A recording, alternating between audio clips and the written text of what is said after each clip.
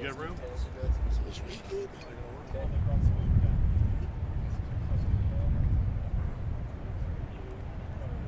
we got live on.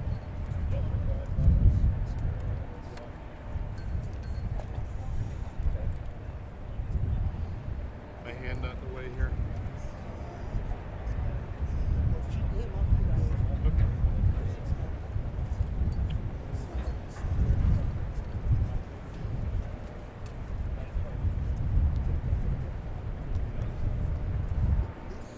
So,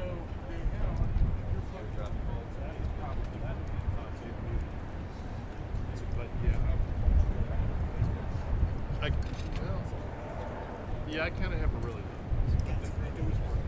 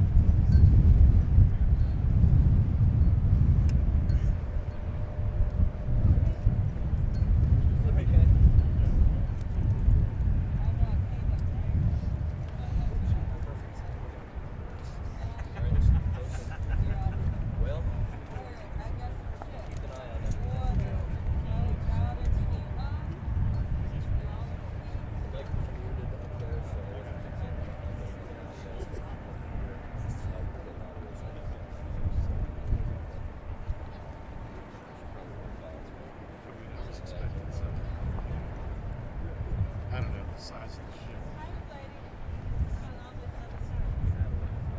Yeah, we are outdoors, so no wonder white balance is so high. Now think about it.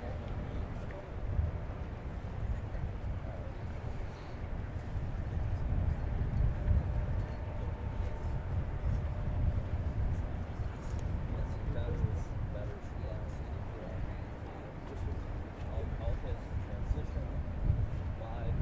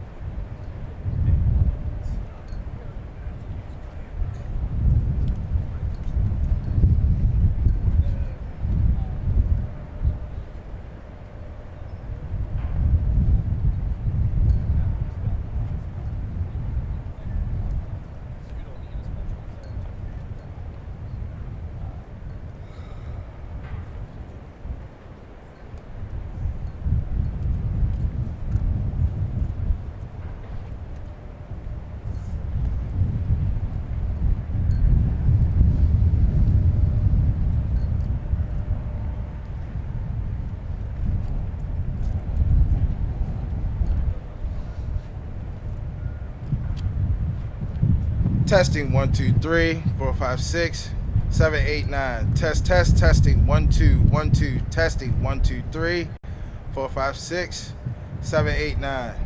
Testing 1 2. You good? Testing 1 2 1 2. Testing 1 2 3 4 5 6. You good? Everybody on this side good?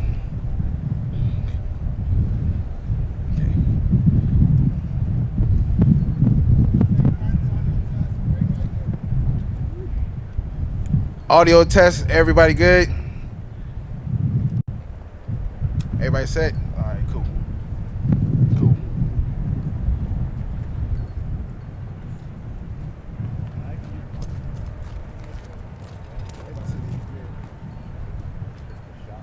Good afternoon, everybody. This is the final audio test.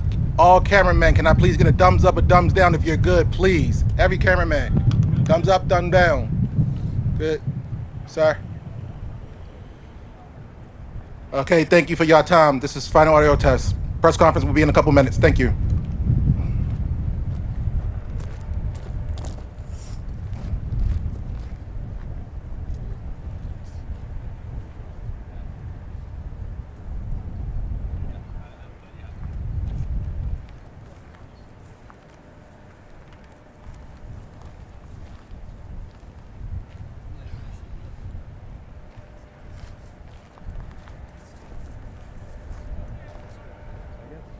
Will we need anything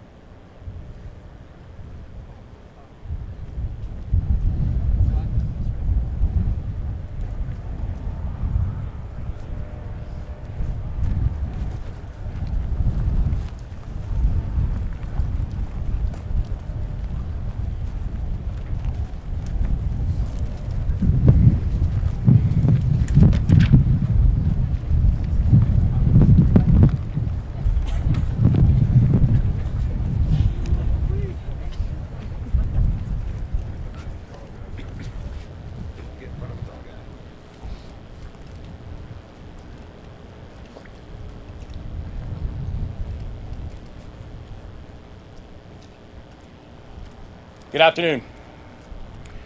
Let me first start by saying again and always that we're praying for all the victims of the Key Bridge collapse and also their loved ones. We continue to pray for you, and we always will. Continuamos orando por ustedes y lo seguiremos haciendo. I also want to thank again and always our remarkable first responders and all of our emergency personnel who have been working around the clock in advance of everything today and take care and leading on our response. And I want to thank everyone who has been part of the response, from the private sector to the public sector, to the armed forces, to philanthropy, to all parts of society, and all of those who have offered prayers from all over the world. I want to let you know that your prayers have been felt. All who have offered kind words, I want to say that your kind words have been heard. And also, I want to thank Trade Point Atlantic. This horrific human tragedy was also an economic catastrophe. In the early hours, it was Trade Point who said, "Let us help." The Port of Baltimore is one of the busiest ports in the world, and the collapse of the Key Bridge has shut down vessel traffic to the port. Trade Point Atlantic immediately began mobilizing and accepting some cargo ships from vessels that were bound from the Port of Baltimore. Immediately began preparing for those arrivals, and they accepted their first shipment of cargo bound for the port just yesterday. We will continue working closely with their team, and we are grateful for their support and grateful for their leadership. Now, today, I will provide updates on the 4 directives I've issued to our team. As a reminder, the directives are: first, we need to continue to focus on recovery because we have to bring a sense of closure to these families. Second, we need to clear the channel and open the vessel traffic to the port because the health of the Maryland economy and the national economy depend on it. Third, we need to take care of all the people who have been affected by this crisis.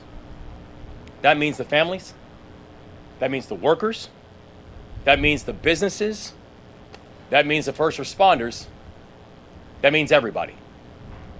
And fourth, we need to and we will rebuild the Key Bridge. So first, on our recovery efforts. As I mentioned yesterday, we need to do more work clearing the channel to move forward. This is a remarkably complex operation, and our focus needs to be on unity of command and unity of effort. Every morning, we have a unified command briefing, which includes State Police, the U.S. Coast Guard, the Army Corps of Engineers, our federal delegation, and other leaders who are central to this mission. Now, during that briefing, Colonel Butler, the superintendent of the Maryland State Police, discussed that the conditions in the water makes it unsafe for divers. But as soon as those conditions change, his divers will go back in the water. Second, on clearing the federal channel and opening vessel traffic to the port. As of this morning, I've been briefed by the Maryland Department of Transportation on clearing wreckage and moving forward. Our team went out with the Coast Guard just a few hours ago, including the Coast Guard Commandant, to survey the damage, to see the wreckage up close, to see a freight that is nearly the size of the Eiffel Tower, and to see that same freight with the Key Bridge resting on top of it, to see shipping containers that were ripped in half as if they were paper mache, to know that out there you have to navigate high winds and electric wires. To go out there and to see it up close, you realize just how daunting a task this is. You realize how difficult the work is ahead of us.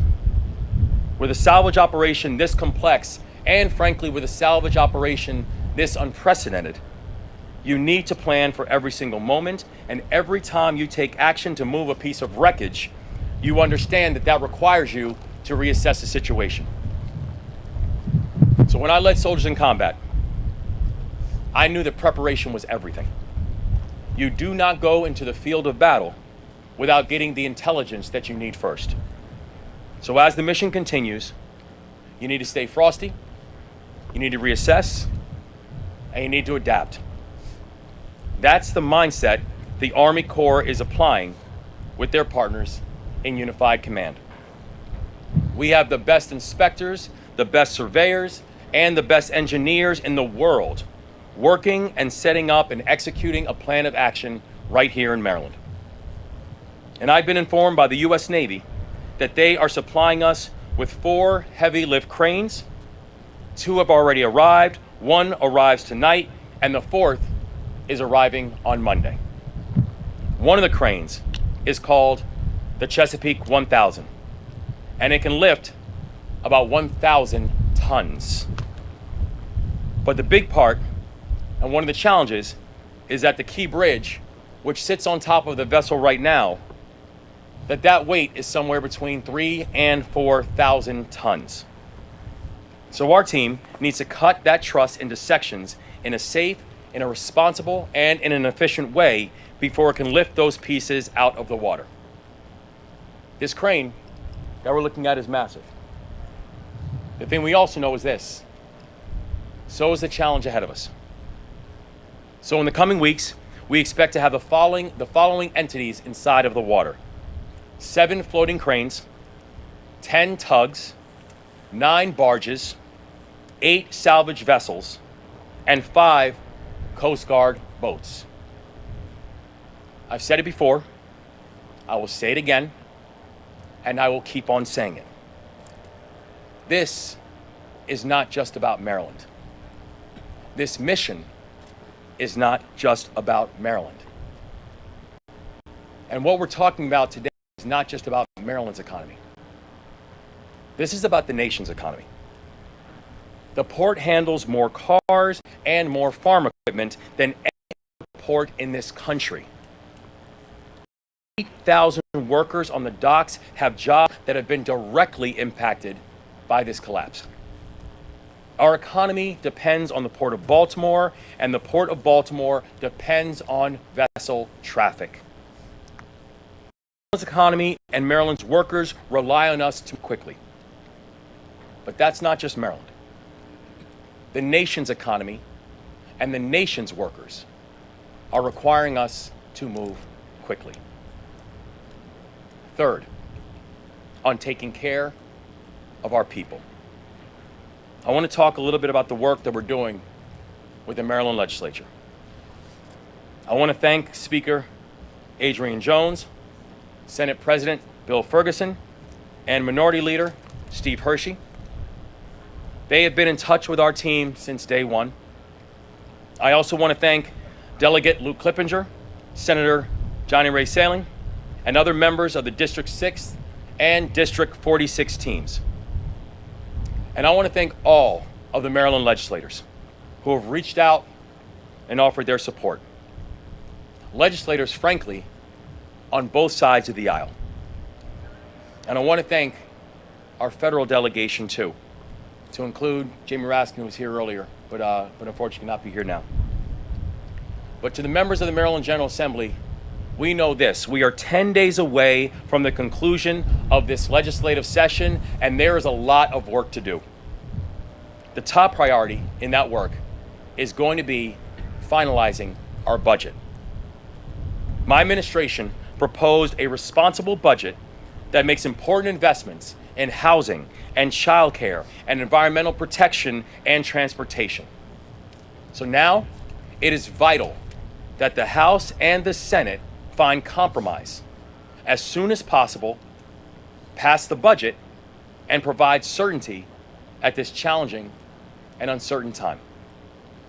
We also need to ensure that we pass legislation to support the families and the victims of the bridge collapse and everyone else who has been affected by this emergency. I will be proposing the creation of a permanent state scholarship for the children of surviving spouses of transportation workers who lost their lives on this job.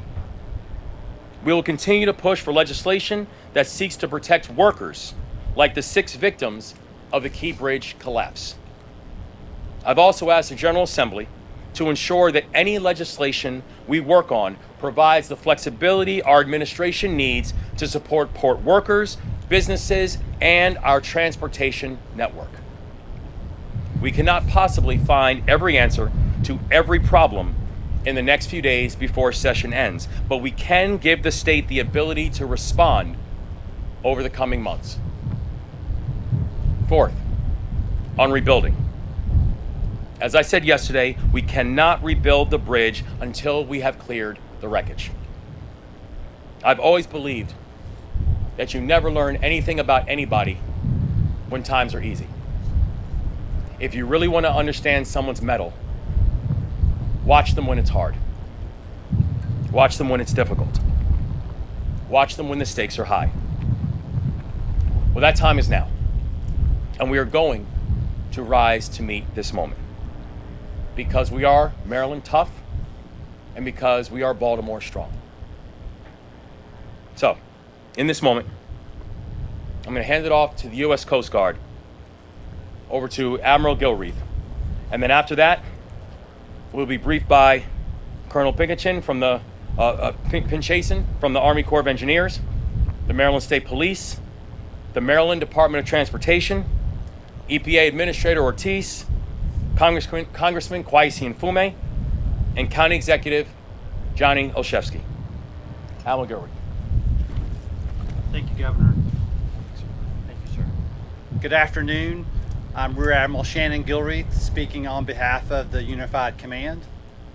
As I mentioned last night, our number one priority of the Unified Command is to reopen the Port of Baltimore. And to do that, we've broken that into 3 phases. Number 1 phase is reopen the shipping channel. Number 2 is remove the ship. And number 3 is to remove the debris from the bridge from the rest of the waterway. We're beginning to make progress on those phases. In the phase 1, we talked about that we need to do the assessments of the bridge, both above the water line and beneath the water. Those assessments continue. As the governor said, we were out there today and we could see the engineers and the divers and the survey boats out there on the water in these difficult wind conditions, doing their job, doing their work to assess that bridge, to figure out how we can cut it up into the pieces we need to be able to lift. And back at the Unified Command, the governor, the commandant, all the elected officials, they could see those engineers working on those very plans. Engineers from the Army Corps of Engineers, Navy Supervisor of Salvage. We had state engineers there. There were some private engineers helping us, and we had some Coast Guard engineers there. And they're all working diligently to figure out that right plan to be able to break that bridge up into the right size pieces that we can lift. And the second part of that is we need to get the heavy lift equipment here. And we've been telling you that those cranes are on their way and that equipment's on that way. And behind us, you can see the first of those things that are arriving. They're arriving and they're going to continue to arrive for the next several days. And we're going to continue that planning so that we will be ready to be able to take advantage of that as soon as possible and do it safely. I'll turn it over to Colonel Pinchason. Good afternoon, everybody. Great to see you all here. Thank you to all the elected officials. Lost audio, lost the ball.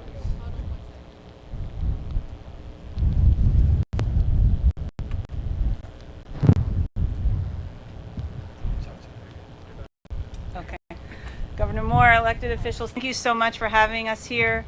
As we just transition to the most critical mission that we have to open and restore the channel, to clear the shipping channel and open the Port of Baltimore, we've now begun surveying and conducting engineer analysis and assessing in order for us to conduct the integrated salvage operations within the channel and also to refloat the vessel, as well as remove the wreckage of the bridge.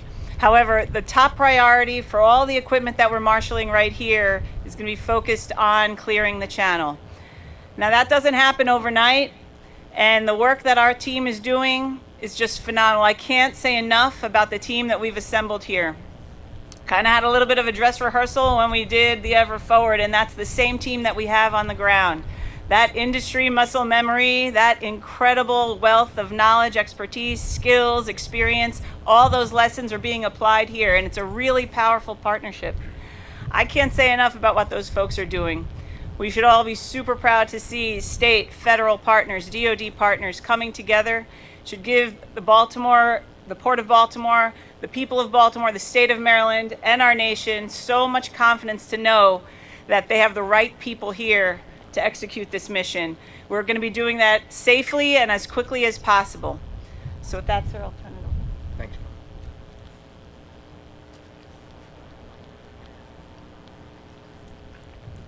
Good afternoon. I'm Colonel Roland Butler, Secretary of the Maryland Department of State Police. To build on what Colonel Pinchason just told you, there's an incredible synergy going on within the Unified Command with everyone working together, working hard towards a common goal. You heard the governor's objectives. We're working hard to accomplish those objectives. The MSP has a team of divers on standby, waiting for the first word that it is safe and it is clear to go in and examine what's beneath the wreckage and recover any of these individuals that perished in this unfortunate incident. In addition to that, the MSP Aviation Command is providing aerial support to all the parties involved, be it surveying, photographs, whatever. We're all looking forward to doing whatever we can to help this come to a conclusion. The Aviation Command has also reached out to the FAA to establish a tactical flight restriction area. That area begins 3 miles, nautical miles, in every direction from the center span of the bridge and goes up 1,500 feet. We cannot impress upon the public enough. Please stay away from that area with drones or any other type of equipment like that. If there are any violations of that airspace, law enforcement remains poised, federal, state, and local partners, to act upon any of those violations, locate those individuals, and bring them to justice. The most important thing is that you exercise patience, understanding, compassion for the people lost in this, and allow the workers to do their job safely and effectively. Thank you.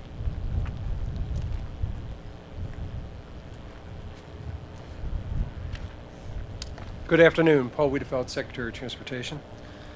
Thanks to the $60 million that approved yesterday by the Federal Highway Administration, the department is working closely with the Coast Guard and the Corps of Engineers on salvage operations. In fact, a team is currently out at the site and doing surveys so that we can begin the salvage work. As the Governor mentioned, additional support resources will be arriving over the weekend. Our focus continues to be in 3 areas: the impacts of traffic on our communities and moving traffic throughout the region, addressing the economic impacts to the Port of Baltimore, and working with our federal partners to rebuild the Francis Scott Key Bridge. In terms of traffic, our department's dedicated team is working on a number of traffic issues. The State Highway Administration and the Maryland Transit Authority have deployed additional traffic resources throughout the region. This includes the deployment of additional emergency response vehicles to quickly assist motorists in need of assistance and clear crashes. We are also looking at making any changes to the system to help improve the traffic flow, such as making adjustments to the timing of traffic signals. In addition, we are looking at all the ongoing work projects we have along the region and any detours we may need to do to support smooth traffic. Our efforts include coordinating with our partners in the trucking community to inform them about alternative routes. I'm pleased to say that our transportation system is working well. In fact, there's been a 10% increase in daily ridership on the Maryland Transit Administration's core East bus service. In terms of port operation, and then our support for the workers, as I mentioned last night, we are just concluding a meeting that we had with the port community, businesses, and labor to see what assistance we can provide them. I'd like to thank the Department of Labor and the Department of Commerce for being part of this as we move forward. In terms of building the bridge, our team is actively working on that front as well. we are considering innovative design, engineering, and building methods so that we can quickly deliver this project.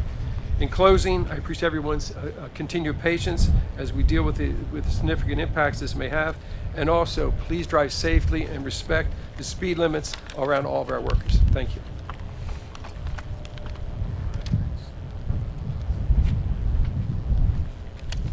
Good afternoon, everybody. My name is Adam Ortiz. I'm the administrator for EPA's Mid-Atlantic region. Governor, thank you for convening us here today, and it's great to be up here with our co-regulators at the Maryland Department of the Environment, as well as members of our federal family. First, our thoughts and prayers are with the families who are feeling the impacts of this tragedy. Saludos a todos, especialmente a las familias se afectan. I want to thank our EPA response team, our Water Division and Emergency Response Team for the work that you are doing in support of the U.S. Coast Guard in response to this terrible tragedy. We have been here since day one, and today we have Laura Castillas, who's our on-scene coordinator, who is in coordination and part of the Unified Command. I want to provide a little bit of background on the structure of the response and EPA's participation and how we're looking out together for environmental protection. Per the Federal National Contingency Plan, which oversees and guides on how environmental responses are carried out, the Coast Guard, in this case, is the lead agency for incidents related to potential and actual spills or discharges in navigable waterways. This means that the Coast Guard, under the Admiral's leadership, oversees the priorities, operations, and strategies in the protection of human health and the environment of that response. EPA, as many of you know, is known as a regulatory agency, and that's an important role that we have, but we're much more than that. We're also a partner. EPA has been here, as I said, since day one, providing support and guidance to the Coast Guard and all the other partners. We play a key role in supporting and leading responses and cleanups involving of oil into waterways as well as inland areas. And we've been doing it for decades, thousands and thousands of incidents. We've been on the ground working with local leaders, state governments, and our sister agencies at the federal level. In this response, EPA's role is that of an advisor. We're here to use science and our experience to carry forth the U.S. Coast Guard and the Maryland Department of Environment Unified Command's objectives for managing this event. In our various roles here, EPA evaluates information provided by the Coast Guard on dangerous goods on the vessel and provides recommendations on developing plans and strategies as needed. At this time, there is no indication of active releases from the vessel, nor of the presence of materials that are hazardous to human health in the water. However, monitoring is ongoing, and we will work through the Unified Command to report and review and be transparent of any results from this monitoring as they become available. I will defer to the Admiral, who's captain of this ship, for more details. Most importantly, as the Governor said, the Unified Command will evolve and adapt as necessary, and we are on the team. The work that we do together helps heal the land and our waters, the economy and our social fabric, and we never, ever do anything alone on Team Environment. So thank you to everybody here in whatever capacity you have. It matters, and we're honored to be on the field with you.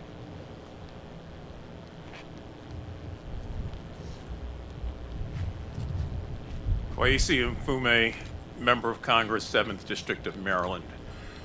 My thanks to all of you, particularly who are here in the press. I know you don't hear it often enough, but thanks for telling this story. It's an American story that so many people are depending on you to convey to them. As I thanked the Governor yesterday, I want to thank him again for making this such a very open and transparent process so that people understand what's going on here and that it's more than we can even comprehend sometimes. Now, Senator Ben Cardin and Senator Chris Van Hollen were with us most of the day. They've both been called away on official duties, and Congressman Jamie Raskin from the western side of the state left just a few moments ago. But they are, and we are together, the team that's working in a bipartisan way here in Maryland. All of us, all members of the House and both members of the Senate, find a way to get the resources in that the governor so desperately needs, and that all of us need, quite frankly, to be able to accomplish the 3 priorities that the Rear Admiral laid out to us. We had a great briefing this morning with the Commandant of the Coast Guard. I want to thank the Coast Guard in particular, as well as the Army Corps of Engineers, for doing what they have done. They are really running a unified command. And when you look over our shoulders at the bridge and what's left of it, you'll understand why this city, this state, and indeed our nation cries at this moment, because we can never replace what was there, and we mourn the people who were lost there, and that will forever be a reminder to all of us. Now, I want to just say to the 8,000 dock workers out there, we know you're there.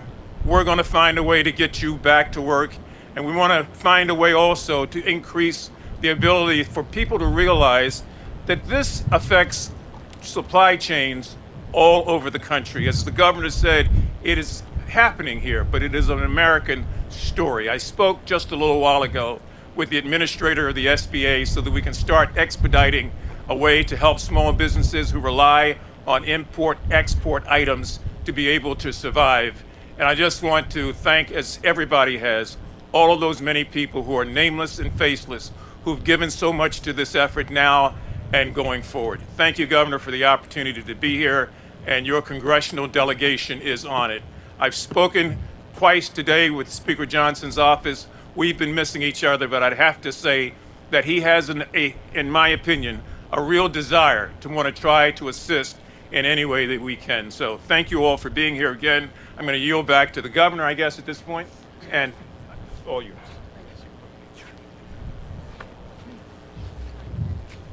Oh, Johnny, It's okay, Congressman. Good afternoon, Baltimore County Executive Johnny Olszewski. Again, I want to thank Governor Moore and his incredible team for their efforts in partnership. I want to thank and acknowledge Mayor Brandon Scott and County Executive Stuart Pittman, who have been local colleagues and partners in this work. And I also want to thank our federal partners, especially the U.S. Coast Guard and the Army Corps of Engineers, as we plan to reopen our shipping lanes and to rebuild the Key Bridge. I also want to thank the President and Secretary Buttigieg for their tremendous outpouring of support in our time of need in the greater Baltimore area. And today I especially want to thank our partners here at Trade Point Atlantic, especially Carrie, Mark, and Aaron.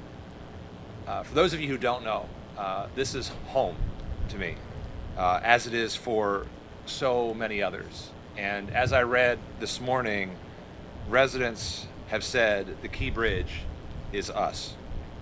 And for those of us who grew up in the shadow of that bridge, it has truly been a lifetime of connection. Those of us here at home, we mourn the loss of our neighbors, the workers on the bridge. We worry about the future of other neighbors who work at the Port of Baltimore and beyond. And we're even grieving the loss of the structure itself, a strange emptiness in the sky that's hard to explain to people who aren't from here. But we are a town that literally was built on steel at this site, and coming together and persevering is what we do. We are a community that honors our first responders. We are a community that rallies around our impacted neighbors. This tragedy will not define us, and the wreckage will not divide us. I think it's fitting that over 200 years ago, the anthem of our country was written where the structure of the bridge once stood. And in that moment in our nation's history, we were being bombarded day and night, relentlessly. And in this moment, it feels like we're being bombarded relentlessly day and night. But with the partners we have here, just then as now, we are coming together in the same way that in recent years we came together at this site as we lost and said goodbye to our steel plant. But we were able to transform this site through ingenuity, partnership, and the kinds of collaboration we're seeing now. We know this will take time, as the governor has said, but we will also be bold in insisting that we work as quickly as possible and also as safely as possible, because it is who we are, and because the stakes are beyond just Baltimore, it's beyond just Maryland, as Governor Moore said. This has global implications. So we stand ready to continue working with you, Governor. We thank our partners again, and we look forward to showing that steel resolve, as we always do. Thank you. Governor's going to take questions. Start here. You consider better protection, was better? I'm sorry. Oh, just stand up a little bit. No, it's fine. You gotta speak up a little bit. Was better protection for the bridge considered or rejected after 9/11? Better protection for the bridge considered or rejected after 9/11? I can't say what was done after 9/11. I know that the evaluation of all of our critical infrastructure is something that has been consistent and thorough and ongoing. So I can't speak to exactly what happened after 9/11, but we know that the infrastructure protection is something that has been a priority. It's something that will continue to be a priority. And as the investigation continues to endure about what happened specifically with this incident, that we will continue to make sure that we are keeping the people of our state safe. We're good. Brad Bell, gotta speak up. Governor, it's the same question. Do you have any feel now for a time frame? Again, I know you want to, under promise, over deliver, but do you have any feel for a time for getting the ships in and out? No, listen, and trust me, Brad, I really appreciate the question. When we went out there today to go take a look at the wreckage, and we got a chance to get up close to this massive vessel that had 2,000 to 3,000 tons of steel sitting on it, going in a place where the key bridge once proudly was erected, and to be able to go under where it was and look up and see the blue sky and not see the bridge. It underscored the long road that we have ahead of us. So I can't say right now if this is going to be, what's the time period. I can tell you it is not going to be days or weeks or months. This is going to take time. Every single phase we have to focus on safety of the people who are doing the work.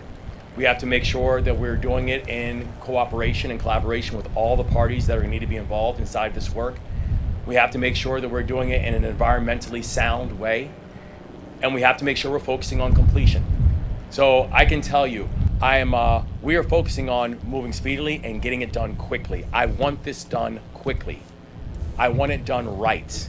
We are committed to getting it done, and you can bet on it. We are going to get this done. But this is going to be a long road. Let's stop, Scott. Hey, Governor, I'm going to use my big voice.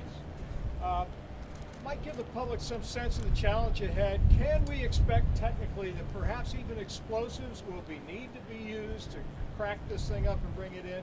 And could somebody please describe how some of these things may come in here to Trade Point, be processed and moved out, all the equipment we see here?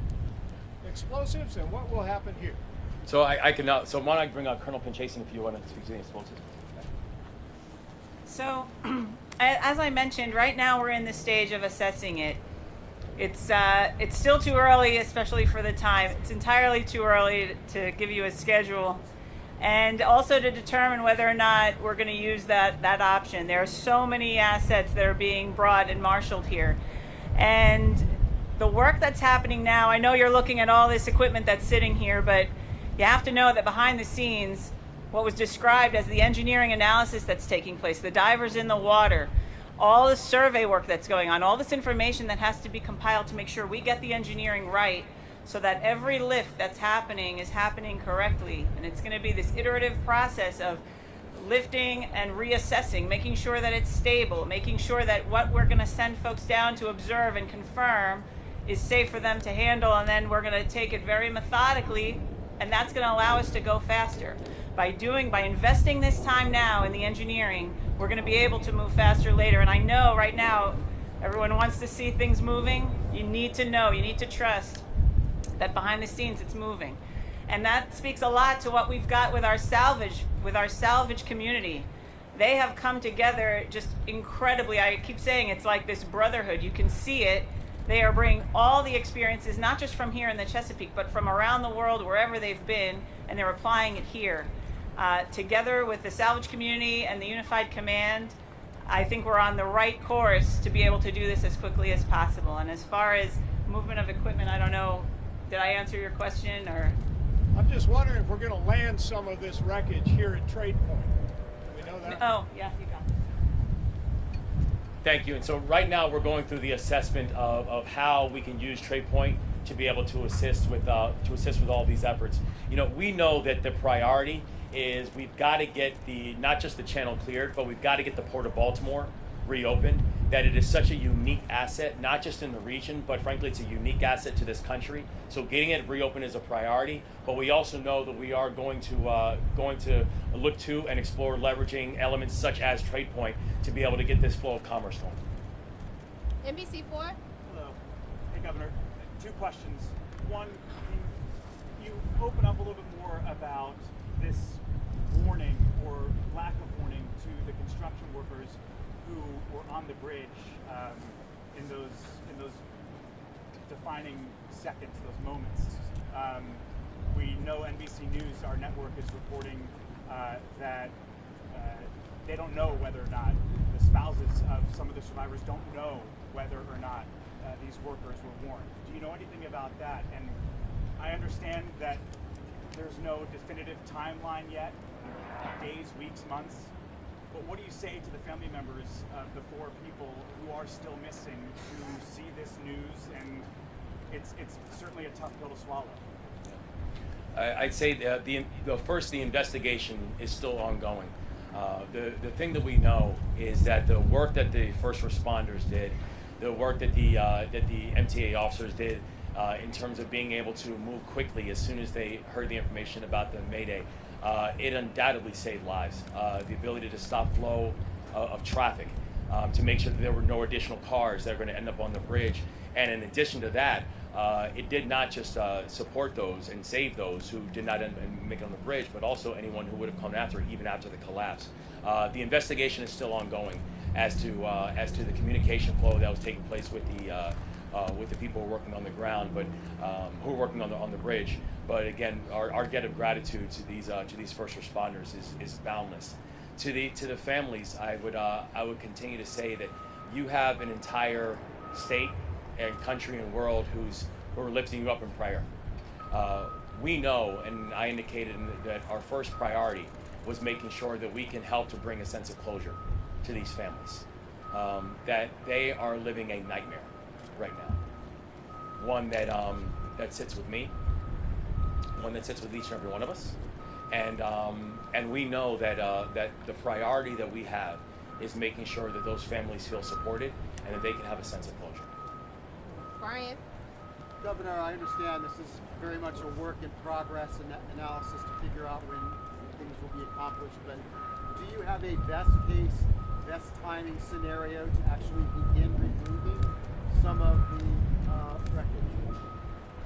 Well, the fact that we're here at TradePoint and we're able to look up and see these cranes, I mean, it's showing that we're already moving and putting things in place to make this happen. I think it is important to recognize that ever since the wee hours of the morning when this first happened, this work has not stopped. People have been working in multiple different ways in order to get us to the point that we're having momentum and progress, and that is going to continue to be the case. We are not going to stop. We are not going to stop working. This team is not going to stop working together in order to get to our final completion. So the thing I would say is that the work pace and the fact that people just have worked consistently on creating progress results and getting us to a sense of completion and accomplishing our 4 goals, that has not stopped and it's not going to. We'll go outside. The mic. Oh, Peter with Politico. In the 1980s, a similar kind of bridge collapse happened in Florida. After that, federal researchers recommended that a warning system for bridges in case of collapse was urgently needed. Wondering if MDOT has ever considered a railroad-style warning system for bridges in case of collapse, or is that something you would consider moving forward? Well, I can tell you that we are and will explore any and all options, because there's nothing that I will not do to make sure that the people of my state are safe. You know, when you think about what's happening here, there is an unprecedented, a measure of unprecedented nature of what we're talking about. We were actually speaking when we were out with the Coast Guard earlier, speaking with the Coast Guard Commandant, and saying that you know, we have Tampa and Minneapolis and the bridge collapse in Minnesota. The uniqueness of what we're seeing here, where you not only have a massive vessel that is then stuck, but then you also have a bridge that is collapsed on top of it, and all the other factors makes this a remarkably complicated situation. So we know there are lessons learned that we've seen from other tragedies that we will incorporate into our thinking going forward. There will be lessons learned that we'll take from what happened here with the Key Bridge, that we know that we'll incorporate how we're talking about our work going forward. And that will just be our ability to be able to continue to assess and make better is going to be something that's going to be consistent. That's not something that's been contemplated before by MDOT. It's do you want to speak about MDOT?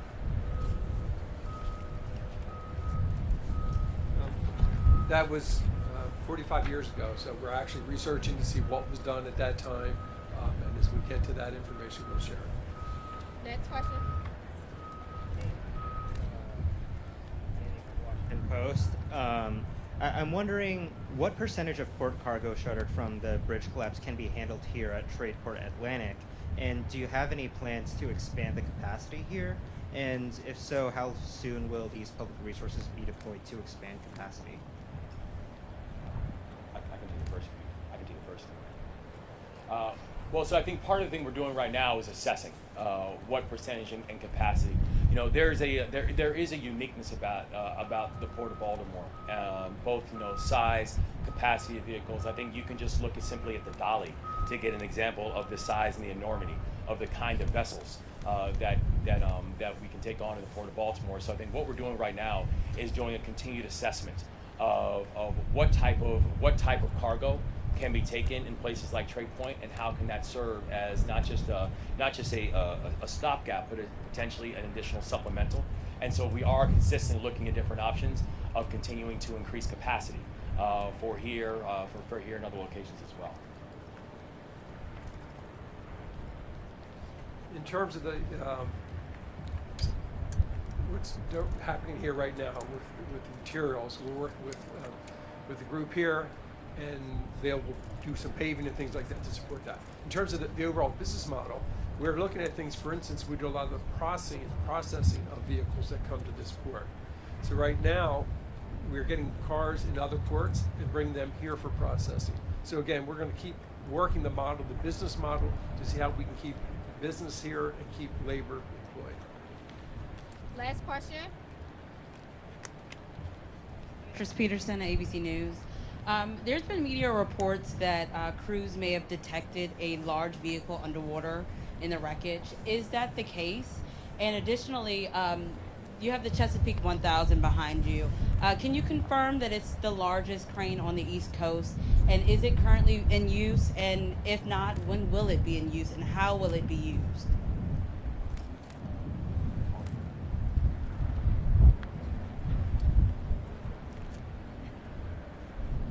In terms of anything that's been discovered, it's way too early. I mean, the people, we have divers down there, as has been talked about. They're maybe seeing a foot to 2 feet in front of them. So as we start the removal of some of those materials, that will become clearer to us, and we'll deal with that issue, and we'll deal with those souls that are down there as we find them. In terms of, I'm sorry, the second part of your question. Well, just to circle back on what you said, has it been detected or has it not been? There's been different things been detected, but until you get down there and start to remove things to see what you really have, that's a different exercise. And my second question was about the Chesapeake 1000. I just wanted to confirm that it's the largest crane on the East Coast.